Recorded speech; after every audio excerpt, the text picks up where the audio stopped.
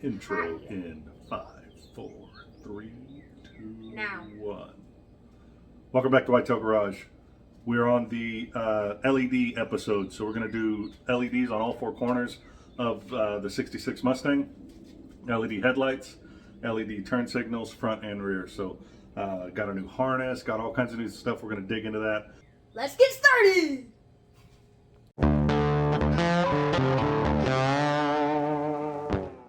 First, we need to get cars rearranged and clean up this space. So we're going to do that first. Yeah, all over here.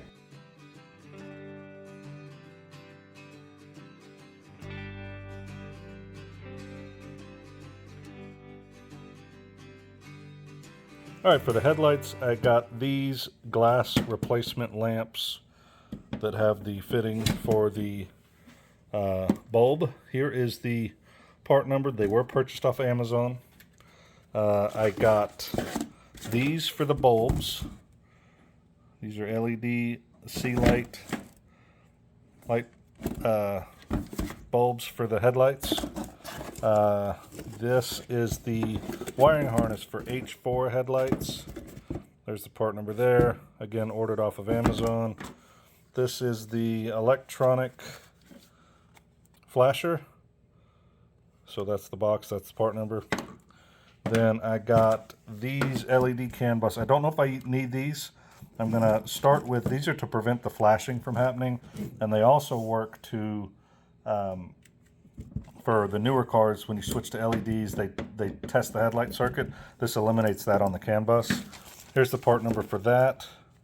Like I said, I don't know if I'll need these. I think I will, because it also prevents the flashing. They have a capacitor in them. Then, no, that's the harness that was in this guy. Then here is the bulbs that I chose for front and rear markers. These are ambers, and then these are the red ones, brilliant red. So these will go in the back. I opted to choose. I chose to go with regular bulbs because the full LED replacements that have the three. Let me go to the back and I'll talk about it. So I opted to go with the regular LED bulb in here because I just wanted the brighter bulb. When it has the three LED panels that kind of line up with these, you can clearly see the LEDs through the lens, and I don't like that look. So we're going with the single bulb. Hopefully that will give us the brightness we want. Those are pretty inexpensive bulbs, so we'll put those in and see how they look. Replacing the amber bulbs is pretty straightforward. Just unscrewing the lens.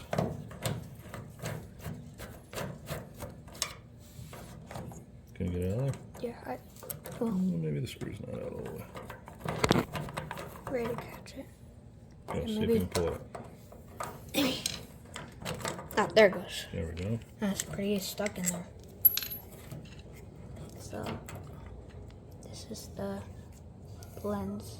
It's cracked a bit here.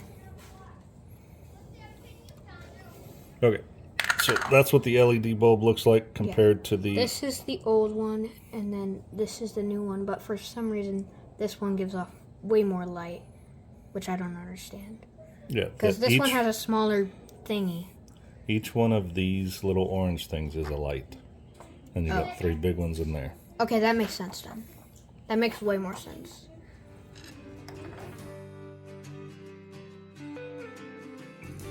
That's what the red one looks like.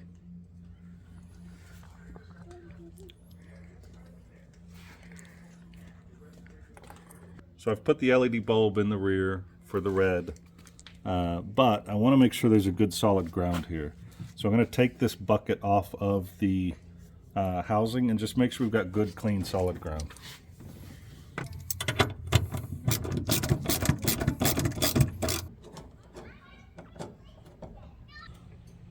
All right, so all of the marker lamps in.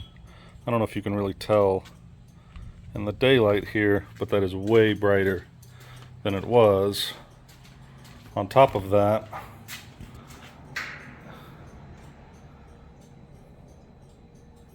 it's very uniform. As I was saying, the flash is very uniform now versus what it was before. It wasn't quite the same every time. This was the flasher I had in there. Super old, just plastic can, flasher, and you replace it, of course, with that other flasher that requires a ground. One thing that I thought was interesting is I was careful to make sure that I put, at least in the orientation that's on this, I put the wires back in the same way, and it didn't work. And so, just the very quick and obvious, I swapped the wires, and then all of a sudden it started working. So I thought that was kind of interesting. I guess it doesn't matter for these older ones, but does for that digital one, or maybe that's why this wasn't very uniform. Not sure, but I thought that was an interesting difference there. So I'll show you where I've got the old flasher. This flasher was dangling. I don't see any bracket down there for it. It does have the little clip on the front, like it's supposed to clip into a square hole, but I don't see that anywhere. So if you guys know where that's supposed to go, shoot me a comment. Otherwise, for now, I'll probably just zip tie it to a harness that's under there, but let me show you what I've done under there. All right, so up underneath the dash, right, where'd it go? Right there is the flasher, right there. And then I just grounded it. There was already a hole in that bracket there, so I just ran a self-tapper into it and grounded it right there. Not the best location, but I kind of did a quick and dirty on that because I've got some more wiring to do, and I'll get in there and clean that up. So that ground location's not great, but like I said, there was already a hole there that somebody else had drilled, or maybe it's there from the factory, I don't know. And that a self-tapper went right in without issue. So that works. I'll go back and fix that, clean it up, make it look better. I've got some more wiring to do under the dash anyway, with the stereo that I'm going to install in a different episode. And then also the shifter light needs to be wired, and the headlight switch. I want to rewire that where the park lamps stay on with the headlights. Right now, as they did in 66, when you pull the headlight switch all the way out to the headlight position, the park lamps turn off, and that's by design. So I want to fix that. Okay, moving on. Next step is going to be the headlights. So the actual glass replacement and the headlights themselves, all that's pretty basic, but I did get a new harness. The reason I got a new harness is factory headlights don't run off of relays, so I'd like to have these run off of relays so we can eliminate that. It'll be a fresh new switch, all new wiring. We'll just be using the original harness for a signal to the new harness, to the relays. So the new harness plugs into where the headlights on one side connected, and then I'll route it.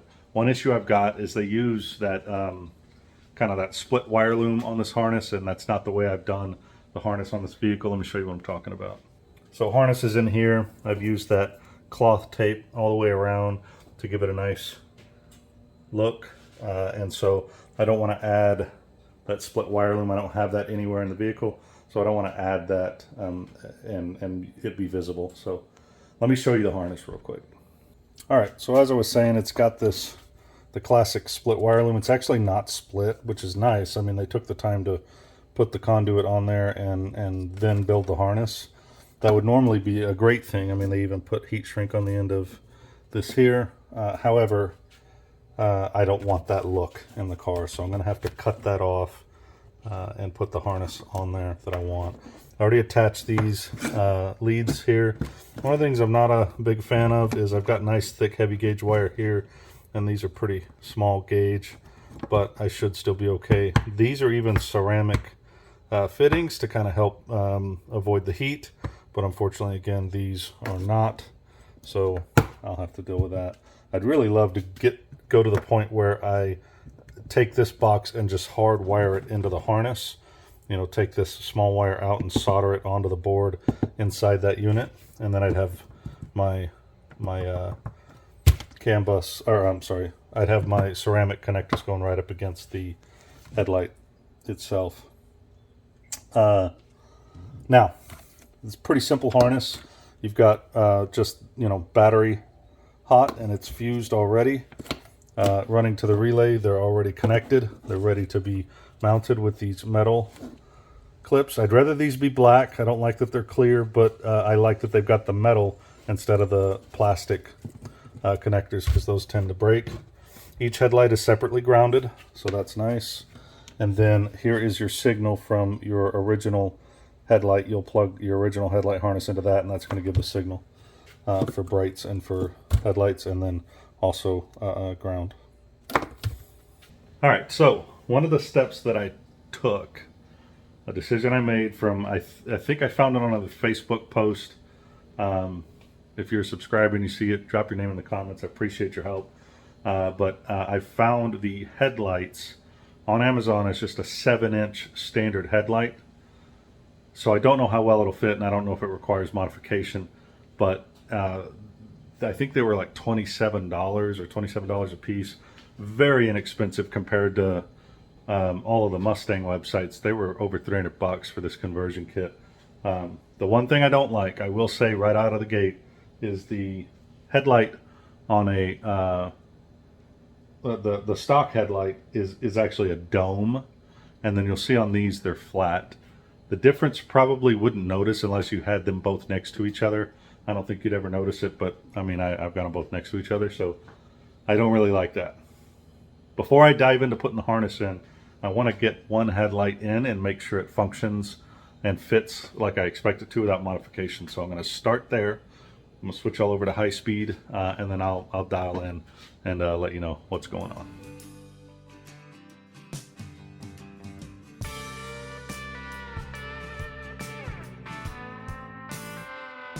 Okay, so as you can see, I've got the new headlight here. I've got the old headlight.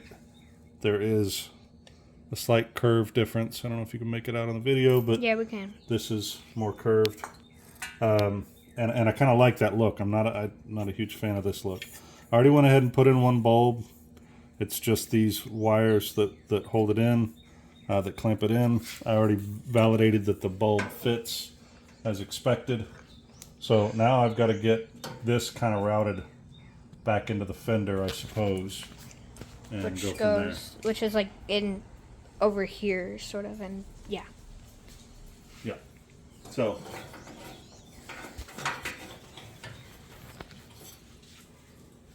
that's next. Yeah. Okay. And so he has to route it through here. So here's the tape that I like to use. This brand is Maxwell, but just any cloth tape off of Amazon. That's what I'm using for my harnesses. So again, they did a good job of putting this loom on it, and like I said, it's not even split loom. It is solid loom, but it just doesn't match my style. So I'm going to cut that off and redo it with this.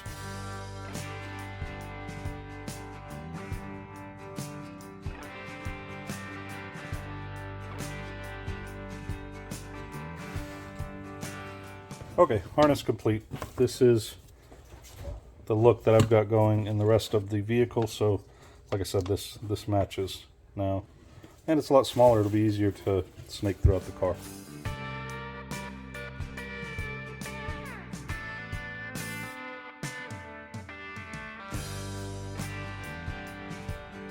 Okay, so using some 3M tape, I'm going to take this and stick it up in this corner to get it out of the way. On the driver's side, there's a lot more room for this thing to live. Over here, there's not a ton of room, so I'm putting it up in here.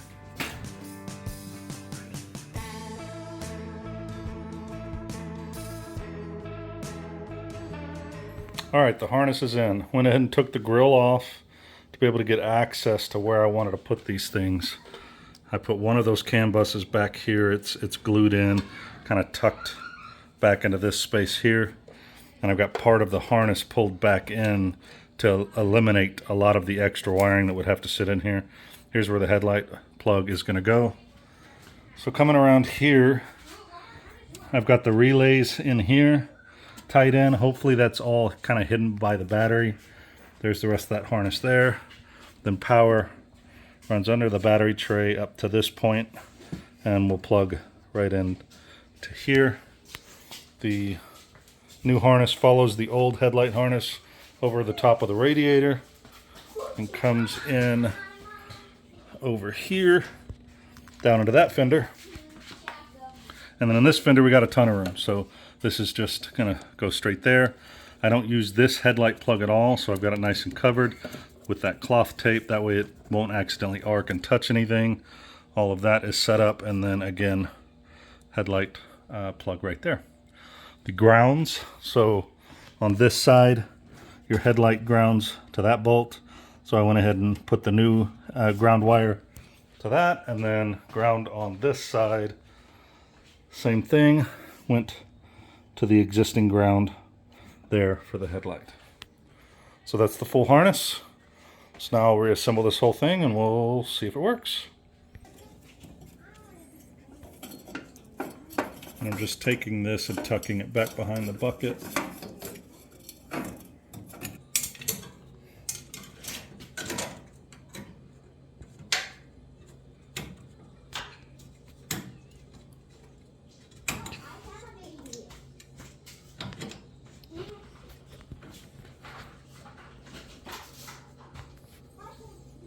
So the light does stand out, at least the lip that catches with this, the headlight retainer ring, it does stand out a little further on this one because I did have to back out each of the 3 screws to be able to catch the retainer ring. So just keep that in mind.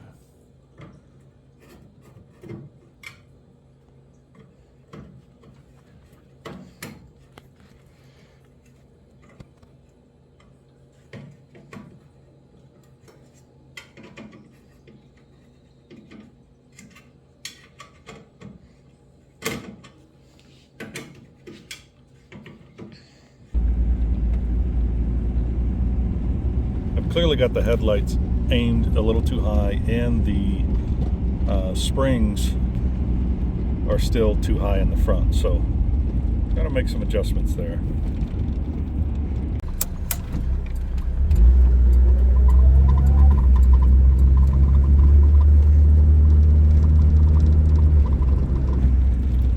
But as you can see, huge difference in the brightness.